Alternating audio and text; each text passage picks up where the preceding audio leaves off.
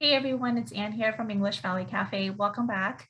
Today, I wanted to answer two questions that I received from English learners on my social media page. I think these two are really good questions about learning English, and I like to just share my thoughts on this and to give you some tips as to what you can do to learn English. The first question here is a lot of teachers talk about certain websites being good websites to practice English, to practice pronunciation, imitation, listening, reading, etc. But I don't like it. And I use another website, but it's less popular. Is that okay? So I would say that if a teacher recommends a website or some kind of learning resources or learning tips, try it out, see if it works for you. If it doesn't, then you don't need to follow it. Because the thing is, everybody is different. We learn differently. So what works for one person might not work for the other. And just because a teacher says that, oh, this website is really good, maybe it is good, but for you, it might not be something that you enjoy. For example, maybe the content doesn't resonate with you. Or maybe the teaching style doesn't resonate with you. So again, try it out and see what works and what doesn't. If it works for you, you enjoy it, you think that you're benefiting from these websites, then continue doing it. But if not, you have your own resources, you have websites that you enjoy using to learn English, and it's not as popular, or maybe people don't even know about it, but it works for you, then by all means, go for it and use those resources, use those websites. One thing that I do want to say is that don't fall into the trap of wanting to follow the crowd. Depending on your personality, I know some people, they do their own thing. They have websites, contents, teachers that they work with to improve their English, and it works for them and they're fine with that. But there are a majority of learners who are kind of lost in the midst of all these information, all these websites out there, and they just kind of go along with the crowd, like whatever everybody's doing, they follow, but they don't really think critically. So what I want to say here is that just because everybody is doing it, just because everybody is using it, it doesn't mean that it's the best, and it doesn't mean that it's best for you. So you have to put in the effort, do the research yourself, be a critical thinker, a smart consumer of the English learning content out there. All right. And the second question here, or the comment that I received, is that this learner feels overwhelmed with a lot of content on Instagram. And she says, I don't know what I should learn and what I need. I like to read everything, but I spend 1 hour just reading posts instead of learning what I really need. Okay, I think this is something that maybe we all fall into this trap, information overload, right? I think it's not just on Instagram, it's on the web. Like there's so much information, like I said before.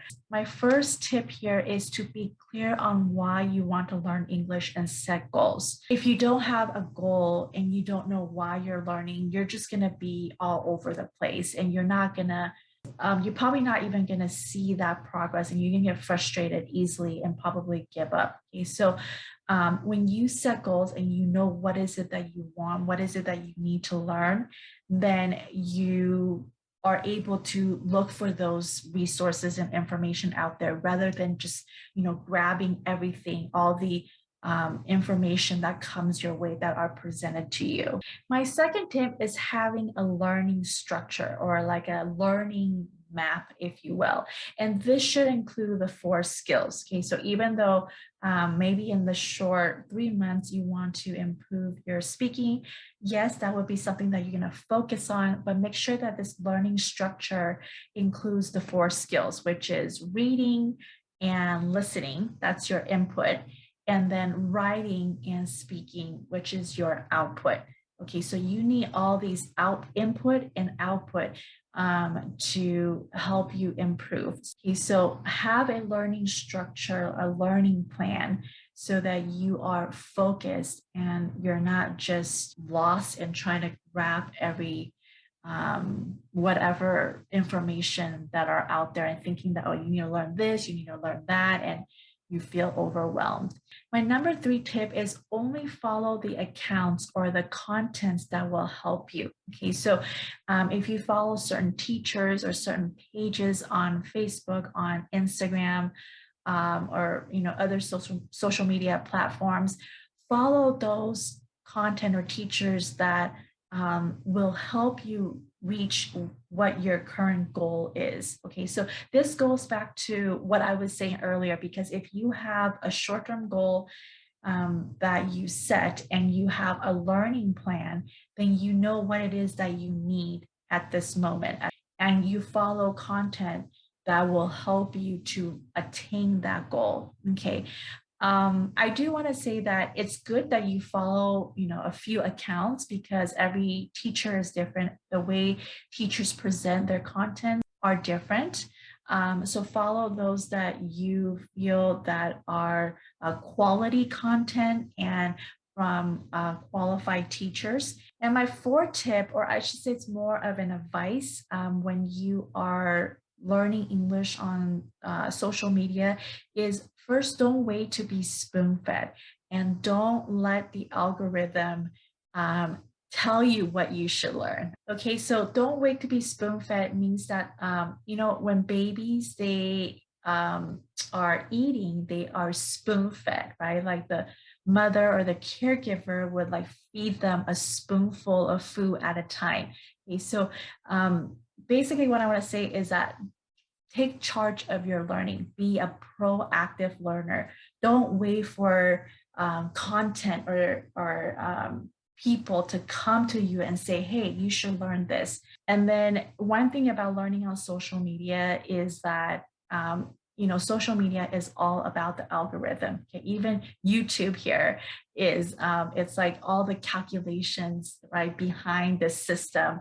If a post or a video has a lot of likes and clicks and comments, it's more likely to get pushed out to people. So there's so many factors that come into play when you're consuming these English content on social media. So don't let the algorithm, let the calculation tell you what you should be learning, but you should be able to seek out those information, those content, the teachers that you need in order to help you reach your current learning goal. Okay, so again, I think all of this that we're saying, it all goes back to you as an English learner being clear with what is it that you need, what is it that you want to learn, and set a short-term goal, a long-term goal, and have a learning structure and stick to that.